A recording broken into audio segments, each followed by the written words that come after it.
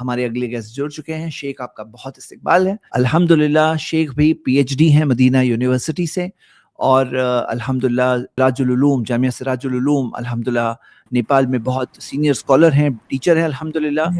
اور شیخ کی speciality بلاغہ, grammar, قرآن کی تفسیر, یہ سارے تمام چیزیں شیخ کی الحمدللہ اسپیشلٹیز ہیں. یعنی شیخ کے اس متعلق الحمدللہ رمضان میں بھی لائیو سٹریم آئی تھی. شیخ کیا آپ ویڈیو میں بھی موجود ہیں؟ بارک اللہ فیک, بہت استقبال ہے شیخ آپ کا. السلام علیکم ورحمۃ اللہ وبرکاتہ. وعلیکم السلام ورحمۃ الحمد اللہ للہ وبرکاتہ. رب العالمین والعاقبۃ للمتقین ولا عدوان الا علی الظالمین والصلاة والسلام الاتمان الاکملان علی محمد خاتم النبیین وعلى آلہ وصحبہ الغر المیامین ومن تبعهم وتابعیہم بإحسان الى یوم الدین. اما بعد رب اشرح لی صدری ویسر لی امری واحلل عقدۃ من لسانی یفقہوا قولی رب زدنی علما. اس کانفرنس میں شامل تمام ذمہ داران کانفرنس, آئی پلس کے ذمہ داران گرامی, اور اس پلیٹ فارم سے وابستہ تمام اساتذہ کرام, تمام دعات اعظام, اور ہمارے ساتھ جڑے ہوئے تمام طلباء اور طالبات اور سامعین کرام, السلام علیکم ورحمۃ اللہ وبرکاتہ. سب سے پہلے میں مبارکباد دینا چاہوں گا اس مبارک موقع پر کہ اللہ رب العالمین نے آئی پلس کو توفیق دی کہ اس نئے میدان میں قدم رکھے, اور اس میدان میں پوری طرح تیاری کے ساتھ اہل علم کی اور معتبر اور موثوق اہل علم کی ٹیم کو لے کر اس منصوبے کے آغاز کا انہوں نے پروگرام بنایا. اللہ رب العالمین ان کے جہود کو قبول فرمائے, اللہ رب العالمین اس پروگرام کو بابرکت بنائے اور ملت کے لیے نفع بخش بنائے. میں بغیر کسی تمہید کے اپنے موضوع پر آتا ہوں, چونکہ وقت بڑا محدد ہے. میرا موضوع ہے آن لائن مدارس کی اہمیت و ضرورت. اس میں کوئی شک نہیں کہ اسلام ایک عالمگیر مذہب ہے, اور اس کے اندر قیامت تک کے لیے اللہ رب العالمین نے رشد و ہدایت کا ذریعہ رکھا ہے. اس کا پیغام زمان و مکان کے حدود اور قیود سے بالاتر ہے. عصر حاضر میں جہاں ڈیجیٹل انقلاب نے انسانی زندگی کے ہر شعبے کو یکسر بدل کر رکھ دیا ہے, وہیں دعوت و تبلیغ, تعلیم و تعلم کے میدان میں بھی روایتی طریقوں کے اندر ایک بڑا تنوع پیدا کیا ہے. اس تناظر میں آن لائن مدارس یا ڈیجیٹل شرعی تعلیم کے پلیٹ فارمز وقت کی ایک اہم ضرورت بن کر کے ابھرے ہیں. یہ روایتی مدارس کا نعم البدل تو نہیں ہو سکتے, لیکن ان کے بہترین اور ناگزیر معاون ہیں, خصوصاً ان طبقات کے لیے جو وقت, دوری یا دیگر سماجی و معاشی مجبوریوں کے باعث روایتی درس نظامی سے منسلک نہیں ہو سکتے. دین کی نشر و اشاعت ہر دور کے دستیاب اور مؤثر ترین وسائل کو استعمال کرنا قرآن و سنت کی روح کے عین مطابق ہیں. قرآن کریم نے جب یہ بات مومنین سے مخاطب ہو کر کہی کہ وَأَعِدُّوا لَهُمْ مَا اسْتَطَعْتُم مِّن قُوَّةٍ, کہ اے مسلمانوں مقابلے کے لیے جس قدر بھی ہو سکے قوت مہیا کرو. یہاں پر مفسرین کرام نے قرآن کے اس لفظ کو جو قرآن نے استعمال کیا ہے قوت, اس کے اندر انہوں نے کہا کہ ہر دور کے تمام مادی, فکری اور تکنیکی وسائل شامل ہیں جن کے ذریعے سے حق کا پیغام عام کیا جا سکے اور باطل کے فکری حملوں کا دفاع کیا جا سکے. آج کے دور میں انٹرنیٹ اور ڈیجیٹل میڈیا سب سے بڑی فکری قوت بن چکے ہیں. اللہ کے رسول صلی اللہ علیہ وسلم نے حجۃ الوداع کے موقع پر جو بلیغ خطاب فرمایا تھا پوری امت مسلمہ کو مخاطب کرتے ہوئے, اس میں آپ صلی اللہ علیہ وسلم نے فرمایا تھا کہ لِيُبَلِّغَ الشَّاهِدُ الْغَائِبُ, جو شخص یہاں موجود ہے اس پیغام کو لوگوں تک پہنچا دے جو یہاں موجود نہیں ہے. اللہ کے رسول صلی اللہ علیہ وسلم کے زمانے میں ابلاغ کا ذریعہ افراد تھے جو دور دراز علاقوں کا سفر کرتے تھے, اور سفر کر کے اللہ رب العالمین کے دین کو اور دین کی تعلیمات کو پہنچایا کرتے تھے. محدثین کرام تھے جو احادیث کے حصول کے لیے یا احادیث کی نشر و اشاعت کے لیے سفر کیا کرتے تھے, یا احادیث کو سیکھنے کے لیے سفر کیا کرتے تھے.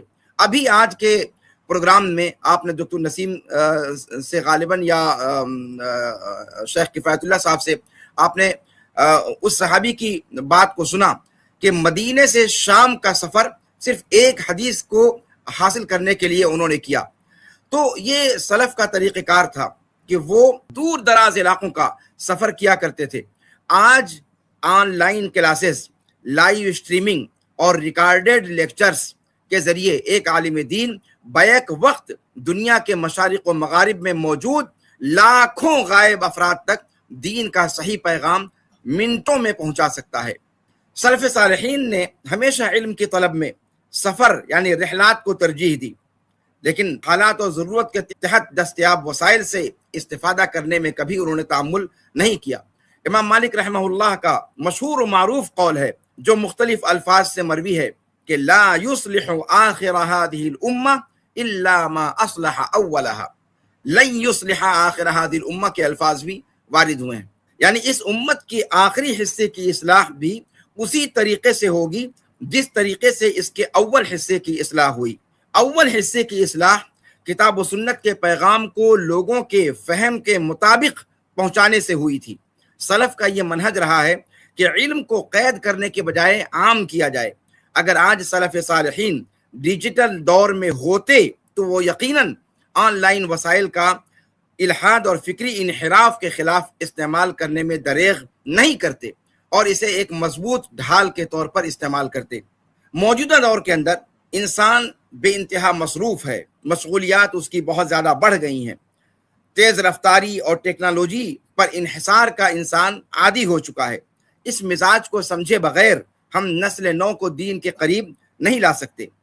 آن لائن مدارس درج ذیل وجوہات کی بنا پر جو آگے میں آپ کے سامنے ذکر کرنے جا رہا ہوں ناگزیر ہو چکے ہیں.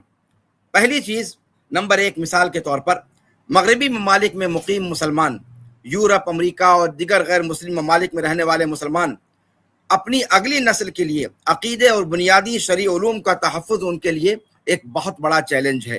وہاں روایتی مدارس کی کمی کو آن لائن مدارس ہی پورا کر رہے ہیں. اسی طریقے سے دوسرے نمبر پہ خواتین کی شرعی تعلیم کا ذکر کیا جا سکتا ہے. بہت سی خواتین گھریلو ذمہ داریوں یا پردے اور سفر کے مسائل کی وجہ سے گھر سے باہر جا کر تعلیم حاصل نہیں کر سکتی. آن لائن نظام نے انہیں گھر بیٹھے مستند عالمات اور شیوخ سے کسب علم کا بہترین موقع فراہم کیا ہے. نمبر تین، عصری تعلیم یافتہ طبقہ اور پیشہ ور افراد، ڈاکٹرز، انجینئرز، وکلاء، تاجر، جو کل وقتی طور پر مدرسے سے وابستہ نہیں ہو سکتے، مدرسے سے جڑ نہیں سکتے، وہ اپنے اوقات کار کے مطابق آن لائن کورسز کے ذریعے علوم اسلامیہ سے سیراب ہو رہے ہیں. اسی طریقے سے چوتھے نمبر پہ میں یہ بات ذکر کرنا چاہوں گا بطور خاص کہ آن لائن کلاسز اور آن لائن مدرسوں کی سہولت یا ڈیجیٹل جو طریقہ تعلیم ہے، اس تعلیم کے ذریعے سے ہم ان افراد تک بھی رسائی پا سکتے ہیں جن افراد تک رسائی فزیکل طور پر ہمارے لیے ممکن نہیں ہے. اس کی میں ایک بہت واضح مثال دیتا ہوں. کل میں ابھی ایک دعوتی دورے سے لوٹا ہوں. نیپال کے پوکھرا اور شیانگجا وغیرہ کے علاقے، پہاڑی علاقوں کا دورہ کرنے کے لیے گیا تھا. میں آپ کو بتاؤں کہ یہ کام ہم لوگ تقریباً 15 سال سے کرتے چلے آ رہے ہیں، لیکن آج تک ہمیں جو ہمارے مسلمانوں میں ایک بہت بڑا طبقہ جو اپنے آپ کو سواد اعظم کہتا ہے، ان کے درمیان ہم گھس پانے میں ناکام رہے ہیں. اس بار بھی صورتحال ایسی ہی رہی کہ ہم نے کوشش کی. شیانگجا کے اندر باقاعدہ ہمارے ساتھ 5 رکنی ٹیم تھی. ہم لوگوں نے کوشش کی کہ مسجد میں جا کر کے نماز ادا کریں اور ان کے سامنے چند باتیں دین کی کریں، کچھ باتیں ان کے سامنے پہنچائیں.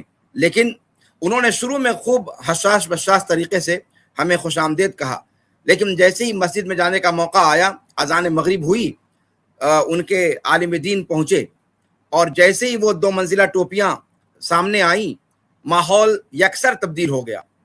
اور کہاں ہم لوگوں کو خوش آمدید کہا جا رہا تھا اور کہاں ہم لوگوں سے یہ مطالبہ کیا جانے لگا کہ صاحب ہم آپ کی بات سنیں گے لیکن نماز پڑھیے اور نماز پڑھنے کے بعد میلاد میں شریک ہوئیے اور اسی میلاد شریف میں آپ اپنی بات رکھیے گا. یہ ماحول ہم نے بنا دیا ہے اور ہم دیکھ رہے ہیں کہ بر صغیر کے اندر 80% سے جو بڑی آبادی ہے ان تک ہم اپنی بات پہنچا ہی نہیں پا رہے ہیں. کوئی ذریعہ ہی نہیں ہے کہ ہم ان کے بیچ میں جا سکیں سوائے ڈیجیٹل ذریعے کے.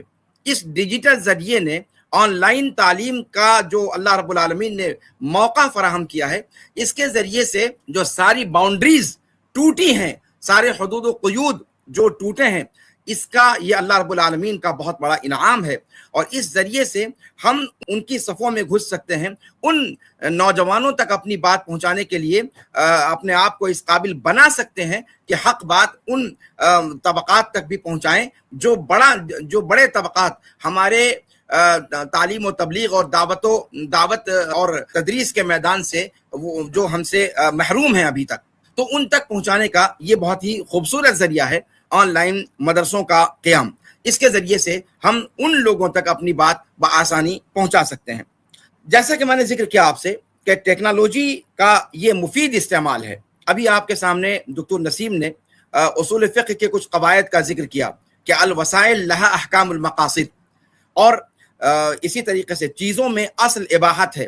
یہ سارے جو قواعد ہیں، چند استثناءات کا اگر لحاظ رکھا جائے تو یہ سب سے بڑی دلیل ہے کہ آن لائن تعلیم کے لیے مدارس کا جو استعمال شروع کیا جا رہا ہے، اس استعمال کے تعلق سے یا اس طریقہ کار کے تعلق سے ہمارے ذہن و دماغ میں کوئی اشکال نہ آئے. اس طریقہ کار کے مطابق دنیا کے کسی بھی کونے میں بیٹھا ہوا طالب علم وہ دنیا کے کسی کونے میں بیٹھے ہوئے عالم دین سے استفادہ کر سکتا ہے، براہ راست پڑھ سکتا ہے. اسی طریقے سے اس طریقہ کار کی خصوصیت یہ بھی ہے کہ علم کا تحفظ ریکارڈنگ کے ذریعے سے کیا جا سکتا ہے. کلاسز کی ریکارڈنگ کی سہولت سے طالب علم سبق کا بار بار اعادہ کر سکتا ہے. اسی طریقے سے جدید تعلیمی وسائل، تعلیمی پریزنٹیشنز، PDF کتابیں، کوئز اور گرافکس کے ذریعے سے پیچیدہ فقہی اور کلامی مسائل کو واضح طور پر سمجھ سکتا ہے. اسی طریقے سے کم لاگت میں وہ تعلیم کے جو مختلف مراحل ہیں ان کو سر کر سکتا ہے. اس میں تربیت اور تزکیہ کے حوالے سے ایک منفی پہلو یہ ہے کہ چونکہ فزیکل طور پر طالب علم قریب نہیں رہتا، اس لیے اس حوالے سے علماء کرام نے اس بات کو ذکر کیا ہے کہ اگر آن لائن تعلیم کے ساتھ ساتھ اگر اس قسم کا کوئی ماحول رکھا جائے کہ اسٹوڈنٹس کو چند مواقع پر سامنے بلا کر کے اور امتحانات لیے جائیں یا سامنے ان کو حاضر کیا جائے، تو اس سے اس طرح کی کمی کو دور کیا جا سکتا ہے.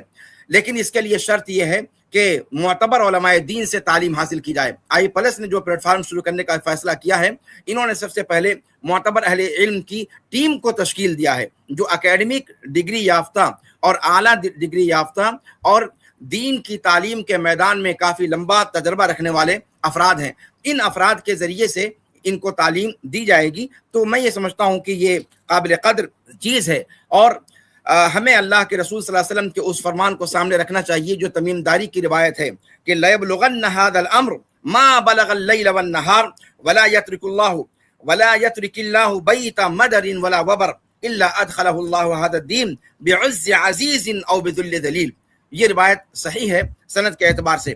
تو اللہ رب العالمین اس علم کو، دین کے علم کو اللہ رب العالمین ہر جگہ تک اس کو پہنچائے گا. اور اب جو وسائل ہمارے پاس میسر آ گئے ہیں، ان وسائل نے ان باؤنڈریز کو منہدم کیا ہے، اور ہمارے پاس یہ جو ذریعہ تعلیم ہے اس کے ذریعے سے ہم اپنی بات کو تمام ان جگہوں تک پہنچا سکتے ہیں جہاں تک ہماری اس سے پہلے رسائی نہیں تھی. اور وسائل کے حوالے سے اللہ کے رسول صلی اللہ علیہ وسلم کے زمانے میں یہ چیز ہم پاتے ہیں کہ اللہ کے رسول صلی اللہ علیہ وسلم نے افراد کو بھیج کر کے دعوت و تبلیغ کا فریضہ انجام دیا، کہیں خطوط کو بھیج کر کے دعوت و تبلیغ کا فریضہ انجام دیا. ظاہر سی بات ہے خطوط کو جو بھیج کر کے آپ صلی اللہ علیہ وسلم نے دعوت کا کام انجام دیا، وہاں بھی فزیکل طور پر آپ صلی اللہ علیہ وسلم قریب نہیں تھے، لیکن آپ نے دعوت کا کام کیا.